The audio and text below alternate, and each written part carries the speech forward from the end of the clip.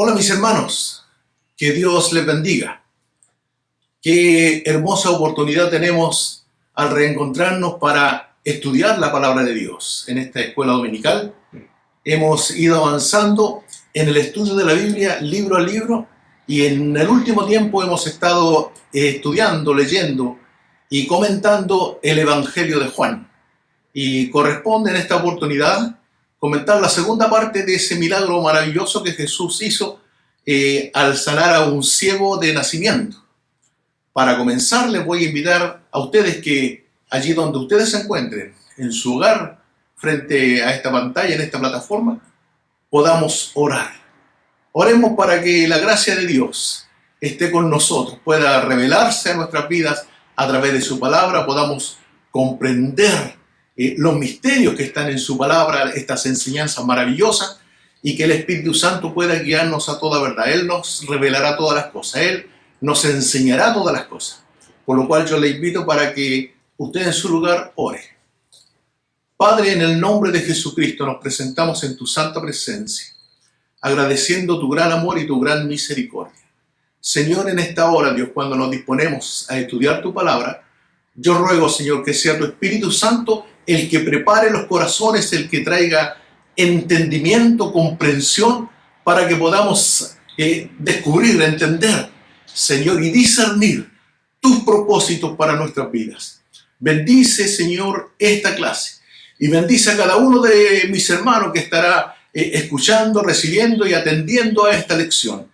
Que tu bendición esté con cada uno de nosotros. En el nombre de Jesús. Amén. Amén. Bien, la semana pasada comenzamos estudiando el capítulo número 9 del Evangelio de Juan. Y allí el Evangelio relata un notable milagro que Jesús hizo en un ciego de nacimiento. Porque iban pasando Jesús y sus discípulos y al pasar se encontraron con esta escena. Había un ciego de nacimiento y dice la Biblia que Jesús vio a ese ciego. Entonces, en el griego, la palabra vio tiene varias expresiones. Por ejemplo, una de las traducciones podría ser mirar, como cuando uno mira vagamente una situación. La segunda, una palabra es teoros, de la cual se traduce la palabra teoría, en el que uno estudia una situación. Mirar o quizás observar.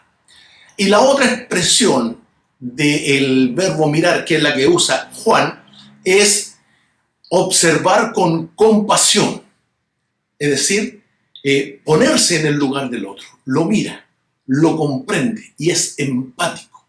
Y esa es la palabra que el Evangelio de Juan usa. Dice que Jesús vio a un ciego de nacimiento. La semana pasada comentamos que habían dos visiones de quienes estaban frente al ciego. La de los discípulos, que lo único que pretendían era saciar una curiosidad teológica, preguntando quién pecó, este o sus padres.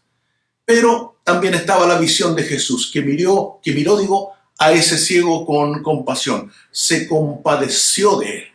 Entonces, repasando un poquito la historia, tenemos que considerar que los discípulos, cuando hacen esta pregunta, estoy mencionando el Evangelio de Juan en el capítulo 9. Voy a repasar los primeros versículos que leímos la semana pasada. Dice, al pasar Jesús vio a un hombre ciego de nacimiento y le preguntaron sus discípulos, Rabí, ¿quién pecó, este o sus padres, para que haya nacido ciego? Fíjense, la pregunta.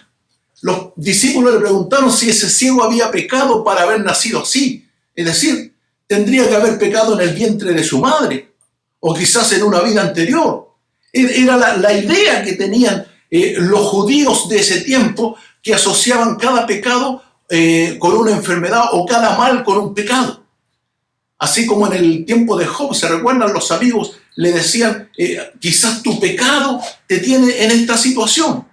Entonces, esa es la asociación que hacían los judíos de ese tiempo, la forma de pensar que también tenían los discípulos, y le preguntaban, ¿quién pecó?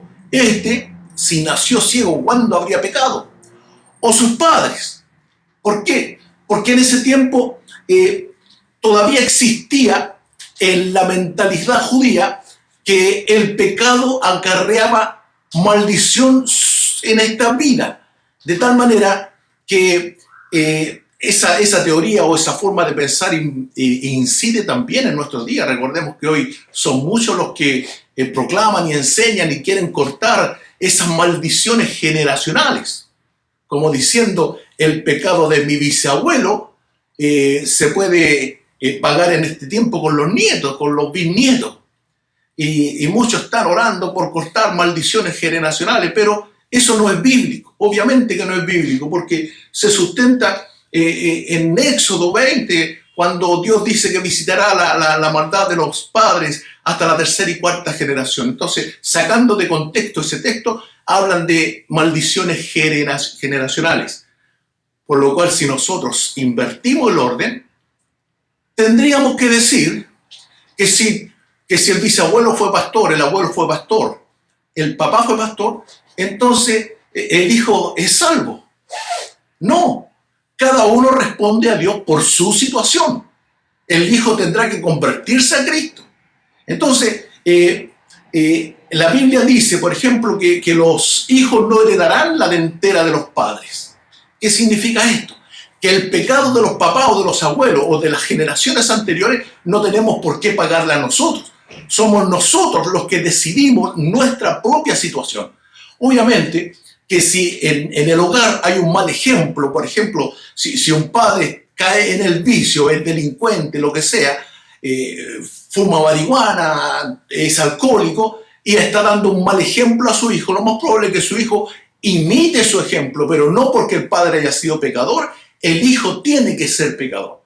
Perfectamente alguien puede haber nacido en un barrio lleno de delincuentes y salir de esa situación. ¿Por qué? Porque Cristo vino a buscar y a rescatar lo que se había perdido.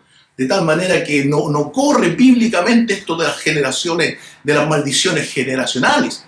Pero los judíos pensaban así, o que este estaba ciego, o porque había pecado él, o porque habían pecado sus padres. Pero Jesús echó por tierra esa forma de pensar, diciendo, ni este ni sus padres, sino para que la gloria de Dios se manifieste. Voy a estar leyendo, y este es como un repaso respecto de la clase anterior.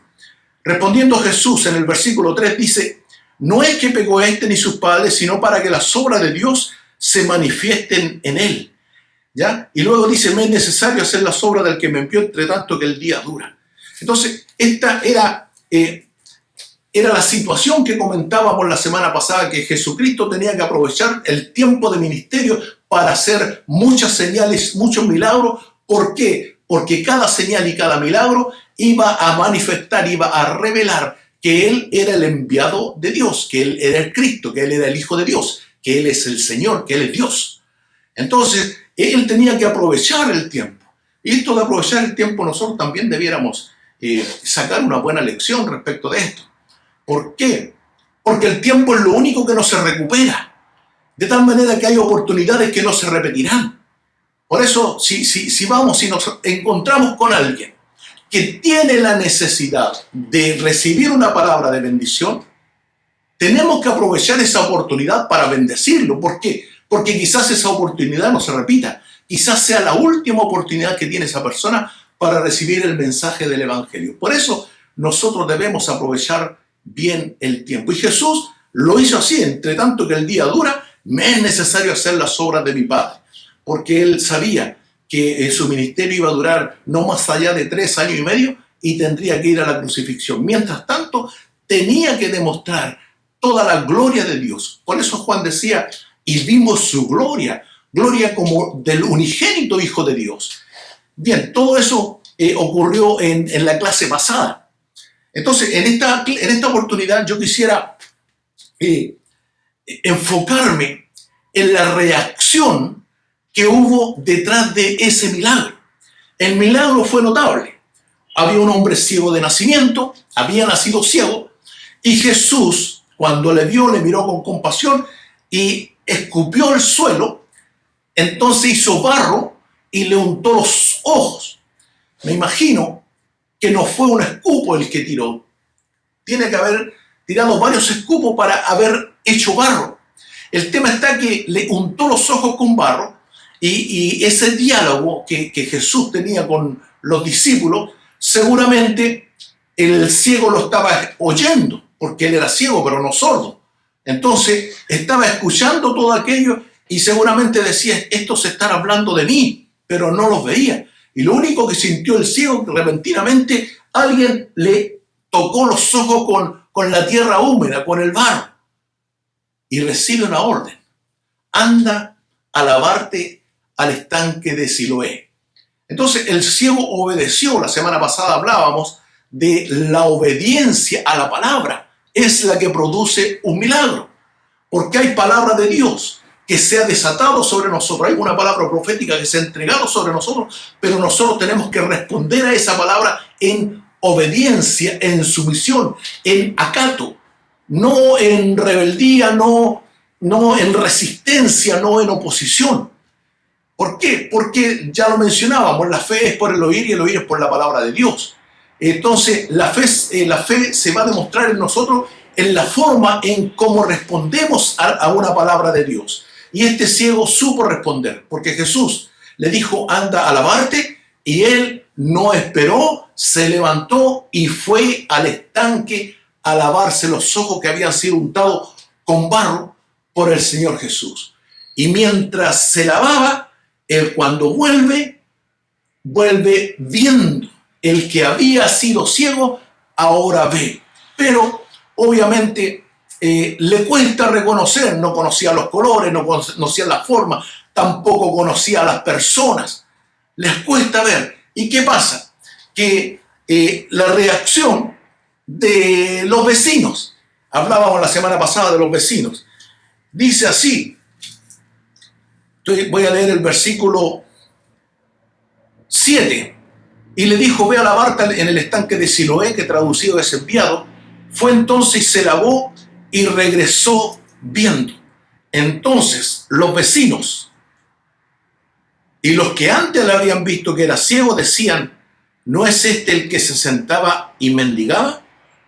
Unos decían, él es, y otros, a él se parece. Y él decía, yo soy. ¿Por qué? Porque la gente se sorprendió al ver un cambio tan notable y tan repentino. Repentinamente, él aparece viendo con los ojos abiertos, mirando todo lo que ocurre en su entorno.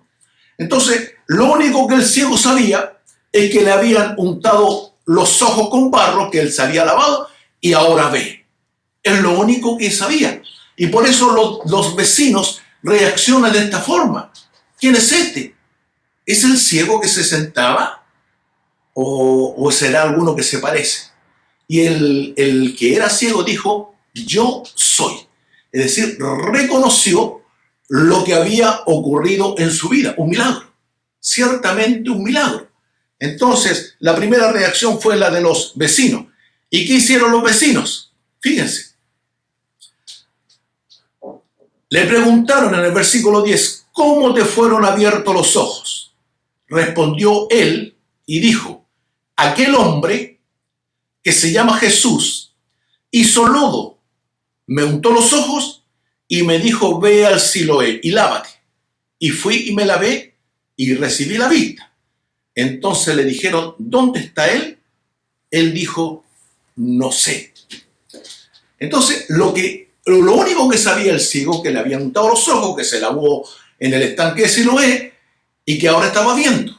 Y cuando le preguntan dónde está él, ¿por qué? Porque el ciego conocía de oídas a Jesús, sabía que era un hombre y le dijo, el hombre que se llama Jesús, ese me dijo. Entonces cuando le preguntaron dónde está él, el ciego ni modo, no sabía cómo ubicar a Jesús porque ni siquiera lo había visto. Recordemos que cuando Jesús le tocó, él era ciego. Y cuando se fue al estanque, después al volver, recién recibió la vista. Entonces no conocía a Jesús, no sabía ubicarle. Por eso le preguntan, ¿dónde está él? No sé. Era la respuesta que podía dar.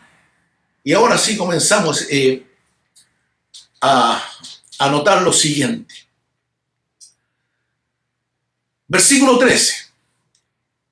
Juan capítulo 9, versículo 13. Llevaron ante los fariseos al que había sido ciego.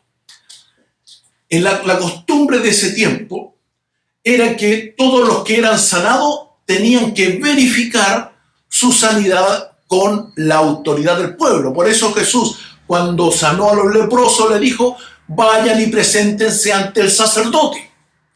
Entonces, cuando los vecinos vieron que el hombre que había sido ciego ahora estaba sano, lo llevaron ante los fariseos, que eran en ese tiempo la autoridad religiosa. Era la religión oficial de los judíos en ese tiempo. Entonces llevaron ante los fariseos al que había sido ciego, en base a la costumbre que ya les mencioné. Y era día de reposo. Acá hay algo notable. Acá esta palabra o este versículo retengámoslo, porque va a tener incidencia en la historia que continúa. Y era día de reposo cuando Jesús había hecho el lodo y le había abierto los ojos. Volvieron pues a preguntarle también los fariseos cómo había recibido la vista. Él les dijo: me puso lodo sobre los ojos y me lavé y veo. Es todo lo que podía aportar este hombre que había sido ciego. Entonces los fariseos comenzaron a preguntarle, a cuestionarle, a investigar por qué había ocurrido aquel hecho, especialmente porque era día sábado. Y el día sábado para los judíos era tan, en cuanto al legalismo, tan cerrado, que ellos no movían ni una pluma. ¿Por qué? Porque no habían entendido el concepto del día sábado. Recordemos que para el pueblo judío el mandamiento es que el séptimo día tenían que descansar para santificarlo, porque el día de reposo era para Jehová. Es decir, Dios creó los cielos y la tierra y al hombre hasta el sexto día, y el séptimo descansó. Entonces, haciendo honor al séptimo día, que es el día sábado en el calendario judío, bueno, en el nuestro también, el séptimo día es el día sábado. Entonces ellos tenían que dejar de trabajar para santificar al Señor. Allí está el propósito, allí está la motivación, allí está el espíritu de la ley, para santificar al Señor. Pero ellos lo habían tomado como un día de descanso, de no hacer nada, en buen chileno, de flojear, y no querían hacer absolutamente nada. Por eso, cuando se dieron cuenta que había ocurrido algo en un día de reposo, enseguida comenzaron a investigar, a cuestionar, a interrogar al ciego. Y este es lo que está relatando el Evangelio de Juan.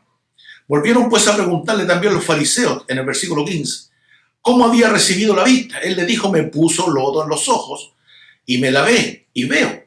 Entonces algunos de los fariseos decían: ese hombre no procede de Dios. Están hablando del hombre que lo sanó. Ese hombre no procede de Dios, porque no guarda el día de reposo. Otros decían: ¿cómo puede un hombre pecador hacer estas señales? Y había disensión entre ellos. Entonces, los que cuestionaban a ese hombre, refiriéndose a Jesús, estaban poniendo más atención en la persona que no había guardado el día de reposo que en el milagro que había ocurrido con el ciego. ¿Por qué? Porque su legalismo no le permitía ver las obras de Dios. Sencillamente ellos eran tan religiosos, tan cerrados, que les impedía ver el poder de Dios. Y esa es una forma que tiene Satanás, el diablo. Cuando no puede negar algo evidente como un milagro, como una señal, entonces entran a cuestionar a la persona. O sea, el milagro no lo podemos negar, este hombre está viendo. Bueno, cuestionemos entonces al que lo hizo. Esa es una estrategia diabólica que lamentablemente los fariseos estaban llevando adelante con el propósito de perseguir a Jesús, de condenarlo, de matarlo. Entonces eran capaces de obviar, de no mirar, de mirar con indiferencia un milagro con el propósito de desprestigiar al que lo había hecho. Versículo 17. Entonces volvieron a decirle al ciego. Fíjense, ya el ciego ha respondido varias veces anteriormente. Volvieron a decirle al ciego: ¿qué dices tú del que te abrió los ojos? Y él dijo que es profeta. Fíjense en este cambio. Al principio, el que había sido ciego solamente decía el hombre que me untó los ojos con barro. Se refería a Jesús como el hombre porque no lo conocía. Pero ahora, valorando lo que había hecho, él dijo: me parece que es un profeta. O sea, ya está subiendo el nivel de admiración o de consideración al que le había sanado. Luego dice: ellos volvieron a decirle: ¿qué dices tú del que te abrió los ojos? Él dijo que es profeta. Pero los judíos no creían que él había sido ciego y que había recibido la vista hasta que llamaron a los padres del que había recibido la vista. Y le preguntaron diciendo: ¿es este vuestro hijo, el que vosotros decís que nació ciego? ¿Cómo pues ves ahora? O sea, al preguntarle, enseguida comienzan a discutir con los padres. ¿Es este tu hijo el que había nacido ciego? ¿Cómo pues ves ahora? O sea, ustedes también están mintiendo. Más o menos la idea, el tenor, la intención. Sus padres respondieron y le dijeron: sabemos que este es nuestro hijo y que nació ciego, pero cómo vea ahora no lo sabemos, o quién le haya abierto los ojos, nosotros tampoco lo sabemos. ¿Edad tiene? Preguntadle a él hablará por sí mismo. Entonces, al ver la respuesta de los padres respecto al cuestionamiento que estaban haciendo los fariseos respecto de ese milagro, nos podemos dar cuenta que el hombre que había sido ciego era de edad adulta. Se considera unos 30, 35 años de edad.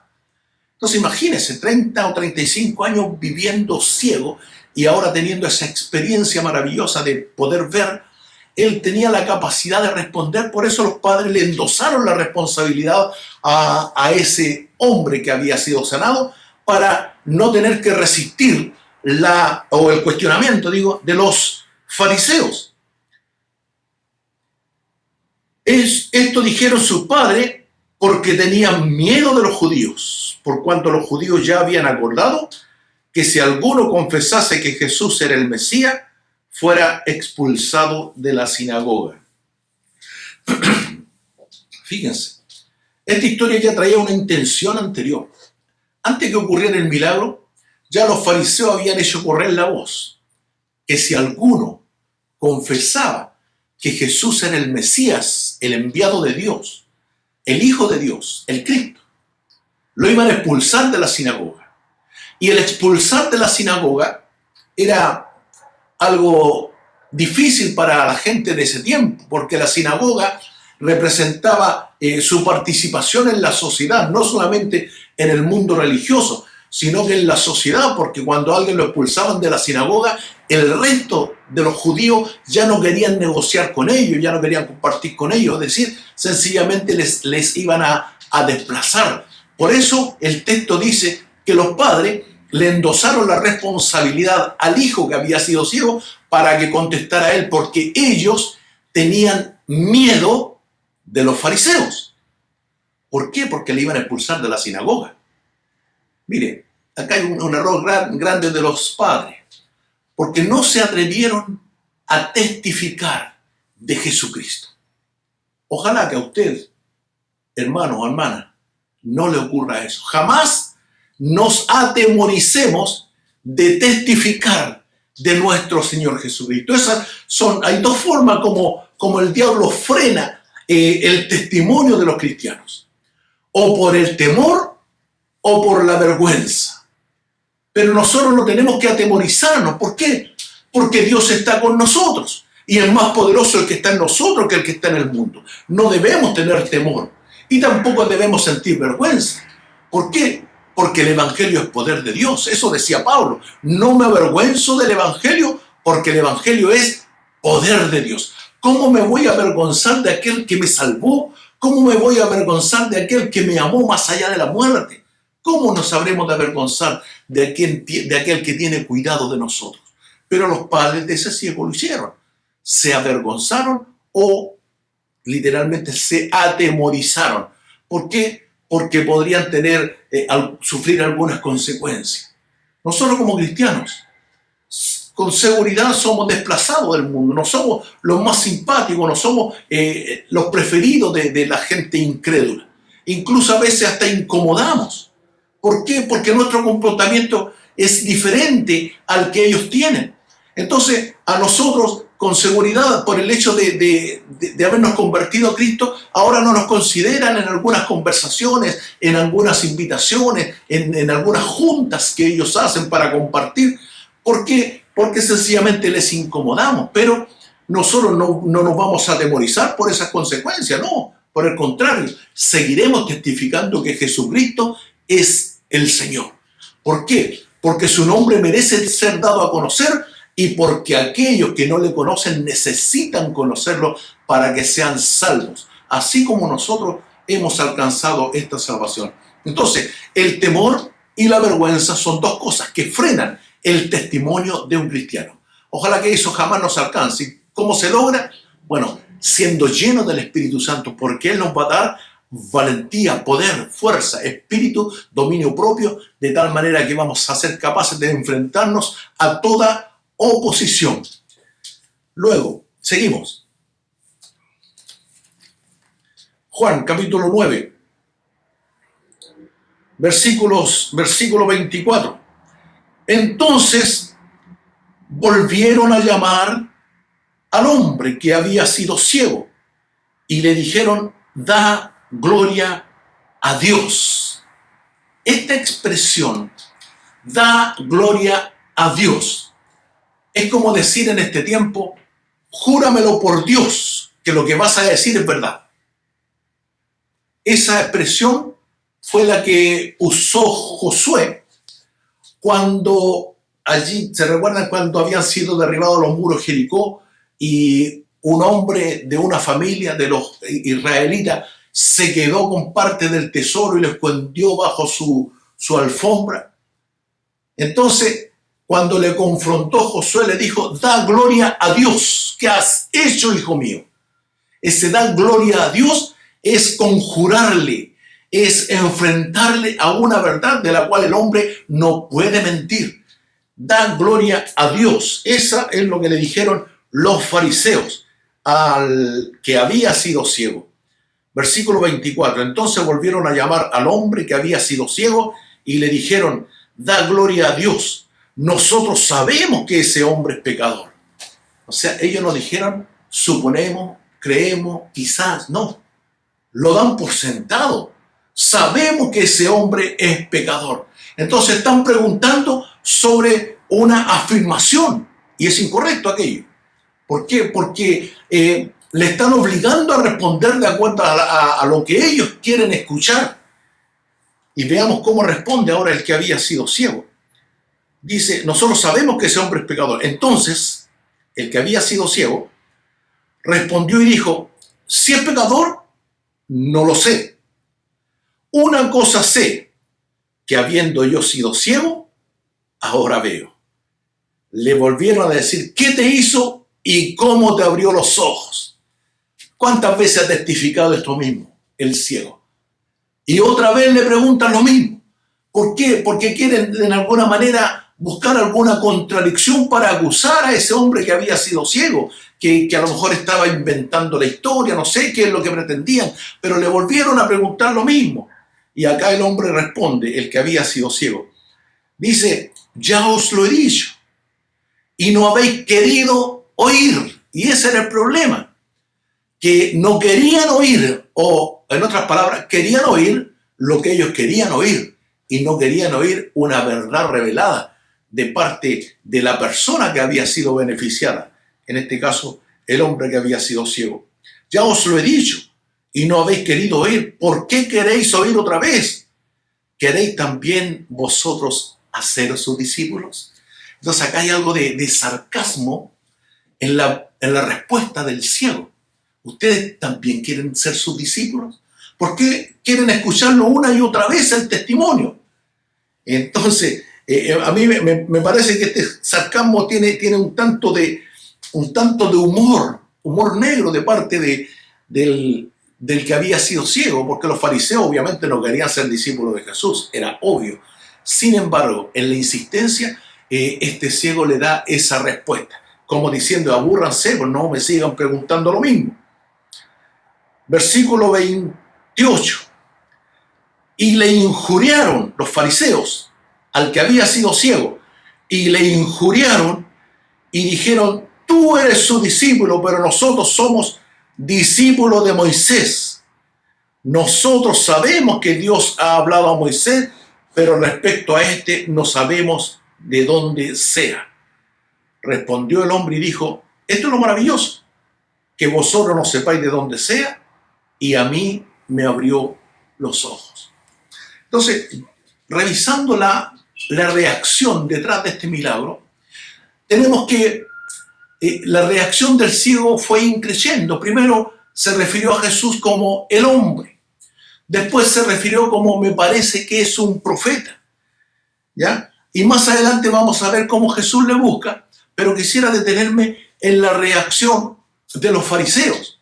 La de los vecinos ya dije que ellos habían sido sorprendidos por el testimonio maravilloso y comenzaron a averiguar y quisieron certificarlo llevando al que había sido ciego entre los fariseos.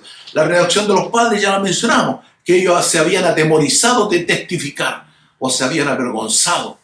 Pero ahora la de los fariseos, fíjense que los fariseos eran un grupo religioso que respecto de la ley, respecto de las escrituras, tenía el conocimiento correcto. Sí, el conocimiento correcto. Pero ¿cuál había sido el problema de ellos? Ellos eran legalistas. Y voy a describir algunos conceptos. Por ejemplo, existe una palabra que se llama el nonismo. El nonismo es el apego irrestricto a las leyes. Y el legalismo es la práctica irrestricta de las leyes de Dios y de los hombres. Entonces, ellos no hablaban como la ley de Dios, sino que hablaban como la ley de Moisés, porque ellos recibían mandamientos de hombre. Y el problema de ellos era que lo interpretaban en forma literal, sin entender la intención o la motivación de la ley. Mire, cuando el nonismo se le suma el legalismo, se transforma en religiosidad. Y la religiosidad, la religión en sí, no es mala. Todos los hombres queriendo agradar a Dios usan de una religión. Nosotros mismos somos religiosos. ¿Por qué? Porque oramos, porque ofrendamos, porque asistimos a la iglesia y todo eso forma parte de nuestra religión. Estudiamos la Biblia, alabamos al Señor. Todo eso forma parte de nuestra religión, de nuestro culto. Sin embargo, la religiosidad es aquella religión apegada al legalismo y al nonismo, que es un apego irrestricto a las leyes tanto de Dios como del hombre. Y eso, la palabra legalismo, no aparece en la Biblia, pero sí aparece implícitamente en las actitudes que Dios reprueba. Por ejemplo, Dios en Isaías dice, este pueblo de labios me honra, pero su corazón está lejos de mí, siguiendo tradiciones y mandamientos de hombres. ¿Por qué? Porque no solo ellos habían añadido mandamientos de hombres, sino que estaban interpretando la ley en forma literal. Estaban interpretando la letra de la ley y no el espíritu de la ley. ¿Y cuál es el problema? Que la letra mata, pero el espíritu vivifica. Entonces, cuando nosotros nos confrontamos a la palabra, si solamente queremos interpretar literalmente lo que dice la Biblia, vamos a estar incurriendo en muerte. ¿Por qué? Porque la letra mata, es decir, cuando queremos cumplir la ley, nos damos cuenta que no somos capaces de cumplirla, por lo tanto, la ley pide nuestra muerte. Y por otro lado, cuando nosotros no entendemos la intención de la ley, vamos a estar incurriendo en error. Pongo un ejemplo.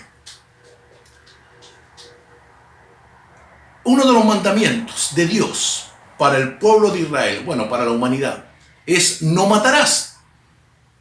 Entonces los fariseos, los judíos, andaban con tanto cuidado y se jactaban de lo que hacían. Decían, nosotros no hemos matado a nadie, por lo tanto merecemos el cielo.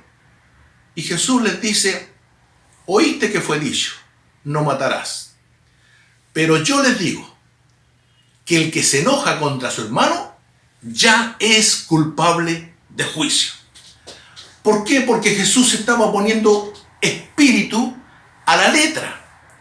Porque la intención de ese mandamiento es que nosotros aprendamos a convivir los unos a los otros. Por eso, en resumen, Jesús dijo que para cumplir la ley se cumplían estos dos mandamientos, en estos dos que Él enumeró. Amarás a Dios con todo tu corazón, con toda tu fuerza, con toda tu mente, ¿verdad? Con toda tu alma.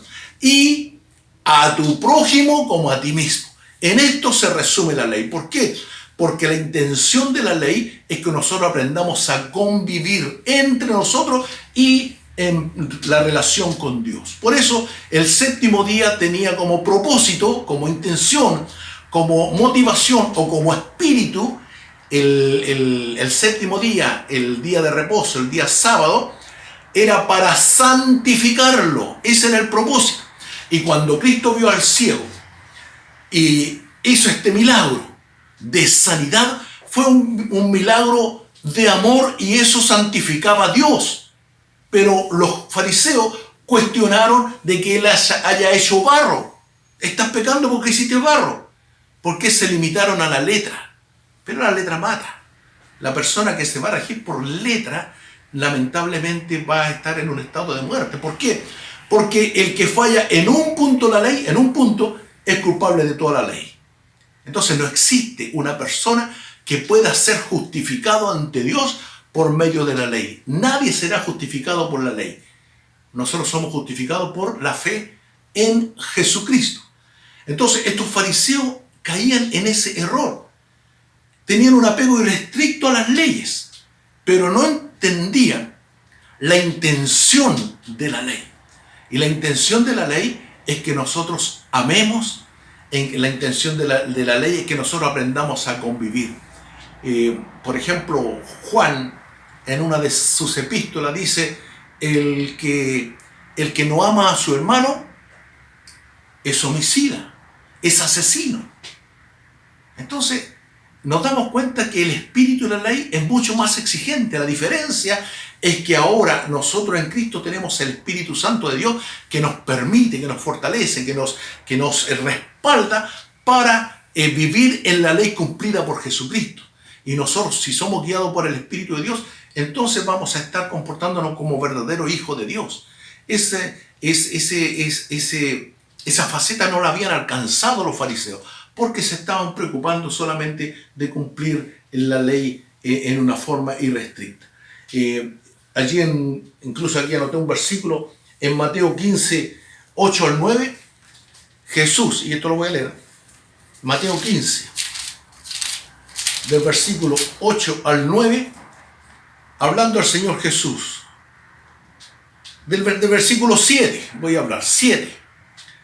Jesús le dijo a los fariseos y a los escribas: hipócritas, bien profetizó de vosotros Isaías cuando dijo: este pueblo de labios me honra, mas su corazón está lejos de mí, pues en vano me honran, enseñando como doctrinas mandamientos de hombres.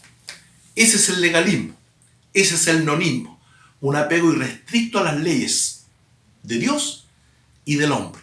Las de Dios no entienden el espíritu de la letra, y las del hombre que no tienen lugar en la relación con Dios. Por lo tanto, ellos llevaban una religiosidad. El nonismo más el legalismo sumado se convierte en religiosidad. La religiosidad es apariencia. La apariencia es hipocresía. ¿Por qué? Porque el hombre quiere aparentar algo por fuera, pero por dentro es diferente. Por eso Jesús le llamó a los fariseos sepulcros blanqueados. A la verdad, por fuera estáis limpios, pero por dentro es diferente. Entonces, el tratar de mostrar una apariencia de algo que no está en el corazón, eso se llama hipocresía. De hecho, la palabra hipocresía es una palabra que tiene una raíz griega y que significa, y si pudiéramos traducirla en forma correcta, sería comediante o comedia. Un comediante, un actor, un comediante, es el que actúa en un papel que no le corresponde. O sea, si nosotros fuéramos comediantes, podríamos hacer un papel en la comedia de delincuente, un papel en la comedia de un hombre vicioso, por ejemplo, un papel en la comedia de un soldado, pero no somos ni delincuente, ni vicioso, ni en lo personal yo no soy soldado. Bueno, soldado de Jesucristo, por supuesto, pero estoy hablando de un soldado con armas. Pero en una comedia podría actuar, porque es comedia. Esa es la raíz etimológica de la palabra hipocresía. Entonces, cuando un hijo de Dios quiere mostrar apariencia, está cayendo en religiosidad, y eso se llama hipocresía. Eso fue lo que Jesús le criticó a los fariseos, porque ellos se presentaban como las personas perfectas en su relación con Dios y en su relación con los hombres, pero no eran capaces ni siquiera de actuar con misericordia. ¿Se recuerda cuando Jesús le dijo a este escriba, le dijo que el principal mandamiento era amar a Dios, ¿verdad? Y el segundo es amar a tu prójimo. ¿Y qué le dijo el escriba? Señor, ¿y quién es mi prójimo? Mire, tenía la letra, pero no tenía el espíritu, ni siquiera sabía a qué se refería el prójimo. Y Jesús tuvo que narrarle esa parábola conocida como la parábola del buen samaritano, que un hombre había sido herido y pasó por el lado de él un sacerdote, pasó por el lado de él un escriba, y todos lo miraron con indiferencia. Pero pasó un samaritano, que era una persona mal mirada por el pueblo judío, y el samaritano se preocupó de cuidarle, de vendarle sus heridas, de darle un reposo ahí en el hostal, financiar su estadía. Entonces le dijo Jesús al escriba, ¿quién de estos tres tuvo misericordia? El samaritano. Tú tienes que hacer lo mismo. O sea, dándole a entender que el prójimo no necesariamente es el que está al lado mío, sino que el prójimo es el otro. Y eso lo confirmó Jesús cuando le dijo a los discípulos, después de la última cena, les dijo, un nuevo mandamiento doy, que os améis los unos a los otros. Entonces, ¿quién es mi prójimo? El otro, el no yo, el otro. Entonces, no podemos vivir ensimismados, tenemos que vivir y darnos por los demás. Ese es el prójimo, o esa es la intención de los mandamientos. Ese es el espíritu de la letra, el espíritu de la ley. Pero si nos regimos por la letra, por la ley, vamos a convertirnos en fariseos, que era gente hipócrita, que vivía una religiosidad, que vivía de apariencia.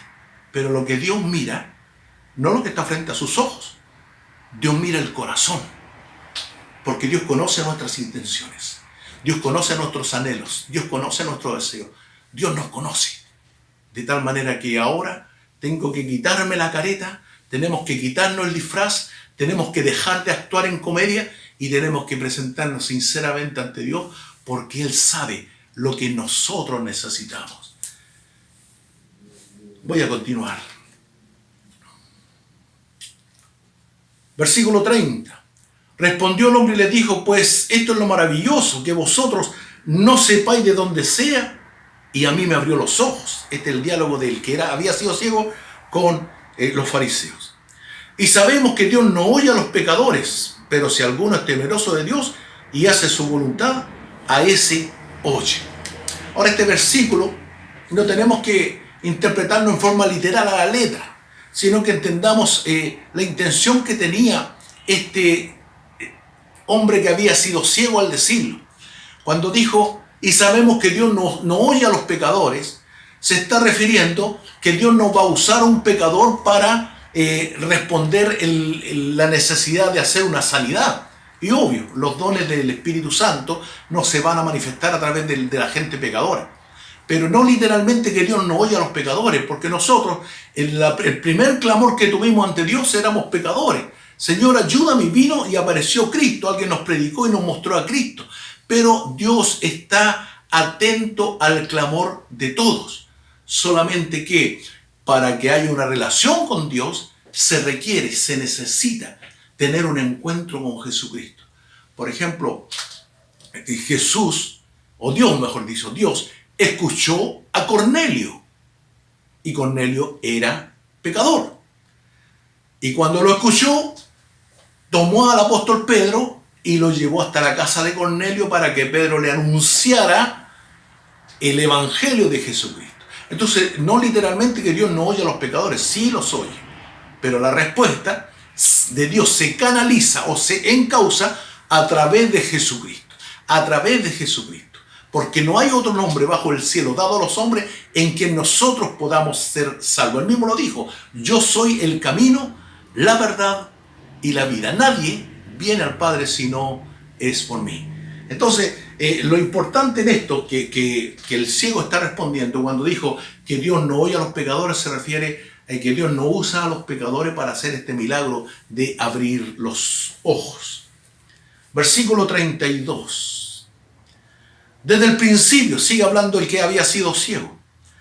Desde el principio, no se ha oído decir que alguno abriese los ojos a uno que nació ciego. Si este, se refiere a Jesús, no viniera de Dios, nada podría hacer. Entonces los fariseos le respondieron y le dijeron, tú naciste de todo en pecado y nos enseñas a nosotros, y le expulsaron.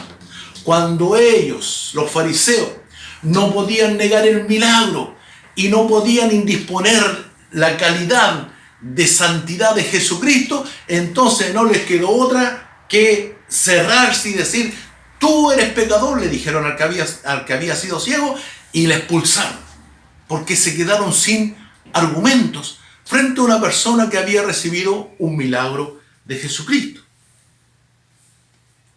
Versículo 35. Oyó Jesús, y esta parte me conmueve, me gusta mucho. Oyó Jesús que le habían expulsado y hallándole le dijo, ¿crees tú en el Hijo de Dios?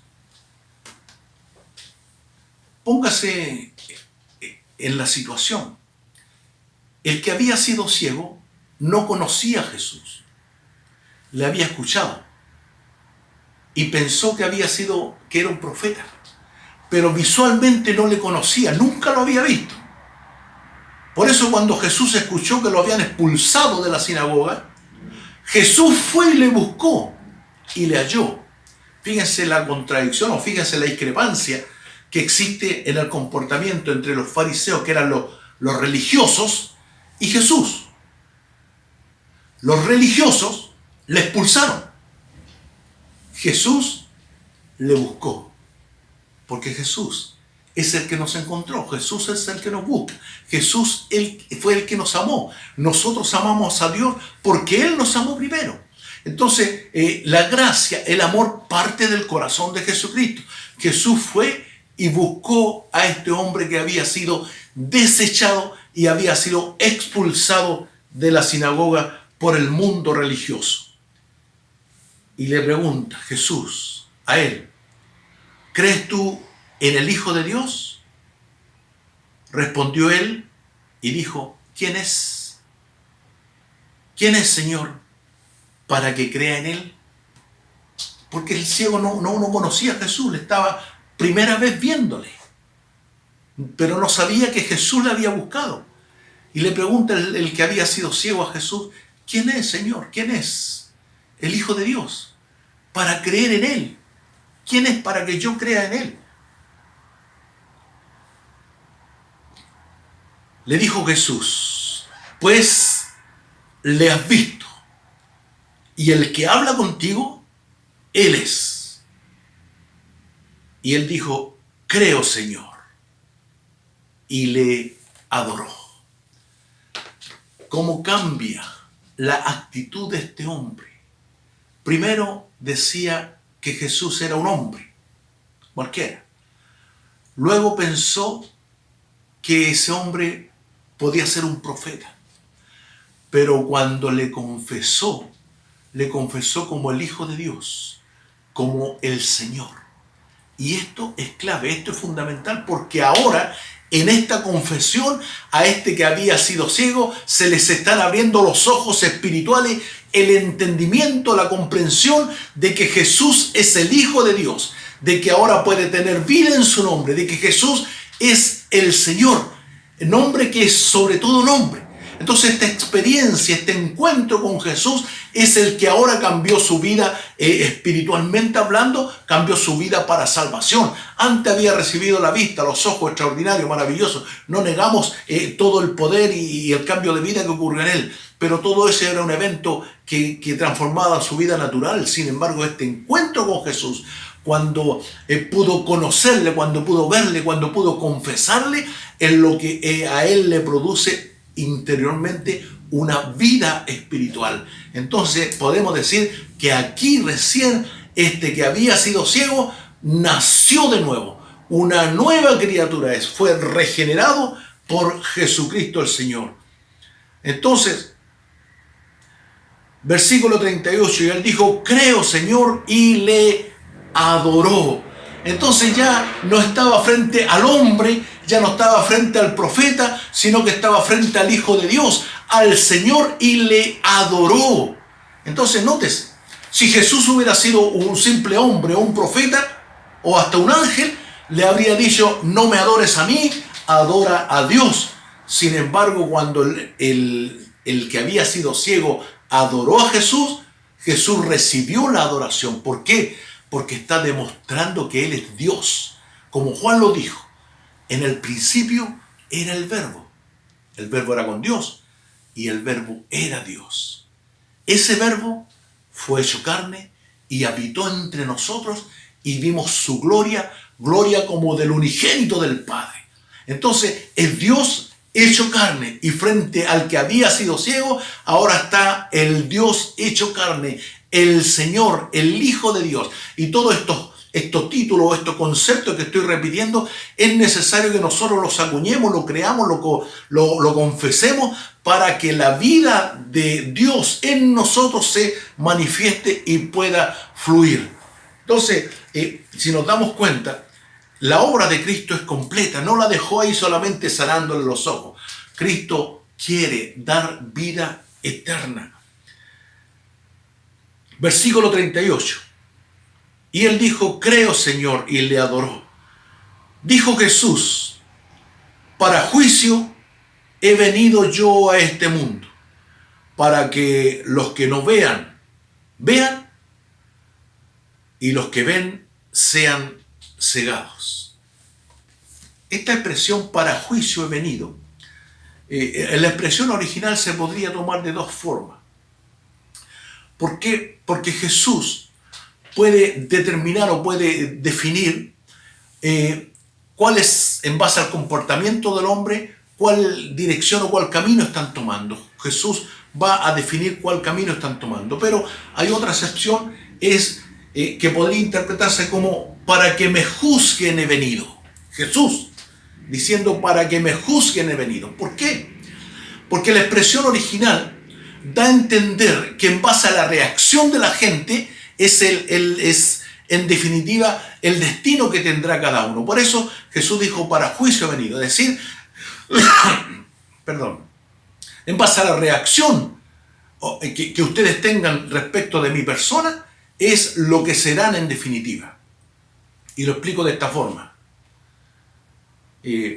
Por ejemplo, si ponemos una música y alguien dice: no me gusta esa música, entonces no está hablando de la música, está hablando de su persona.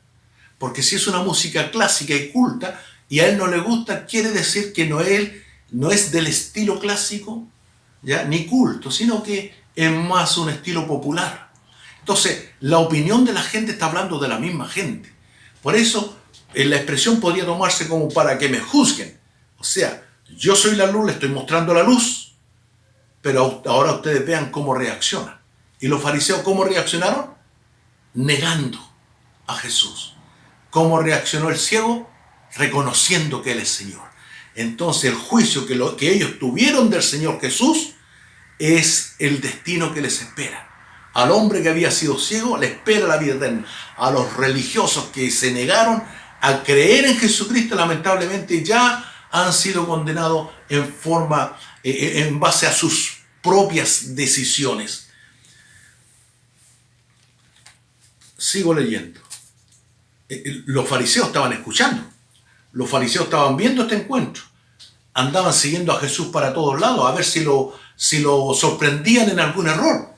Entonces, versículo 39, Jesús dijo: para juicio he venido yo a este mundo, para que los que no ven, vean, y los que ven sean cegados. Entonces algunos de los fariseos que estaban con él, con Jesús, lo seguían, lo andaban rodeando. Al oír esto le dijeron: ¿acaso nosotros somos también ciegos? Jesús les dijo: si fuerais ciegos no tendríais pecado, mas ahora porque decís vemos, vuestro pecado permanece. Les está diciendo Jesús: ahora que ustedes se jactan de haber visto, de saberlas todas, y no me aceptan, entonces son ciegos. Pero si ustedes hubieran dicho: Señor, no comprendemos, por favor explícanos, entonces habrían recibido la vista. Como este ciego recibió una vista física, ahora ellos podrían haber recibido la vista espiritual. Sin embargo, insistieron en que su posición era la válida. Lo cierto, lo correcto, es que cada uno de nosotros tenemos que presentarnos ante el Señor tal como somos y decirle: Señor, hay cosas que a veces no entiendo, hay cosas que a veces no comprendo, Señor, por favor ayúdame. Eso es considerarse pobre de espíritu. El pobre de espíritu es aquel que reconoce su necesidad de Dios. No porque nosotros llevemos algunos años de iglesia o porque tengamos algún grado de conocimiento o de experiencia en Cristo, podemos decir: no, yo no necesito nada más. No, mientras más conocemos a Cristo, nos damos cuenta que más le necesitamos. Mientras más conozco la palabra de Dios, me doy cuenta que yo más necesito a mi Cristo. Por eso estamos rogando para que el Espíritu Santo venga a concretar su obra en nosotros. Usted, hermano, igual que yo y cada uno de ustedes, debemos ser sinceros y presentarnos ante Dios con la sinceridad, sabiendo que Él lo sabe todo. ¿Para qué vamos a aparentar frente a Dios? ¿Para qué vamos a actuar diciendo: Señor, yo estoy completo, yo estoy perfecto, yo ya no necesito nada? No, Señor, yo todo lo que tengo y todo lo que soy lo he recibido de tu mano poderosa. Pero ahora quiero decirte, Señor, que sigo sintiendo necesidad de ti. Tengo necesidad de ti. Que tu presencia venga a mi vida, que tu palabra como una luz, como un faro, alumbre mi camino, Señor, y tú ayúdame con tu presencia a tomar las mejores decisiones.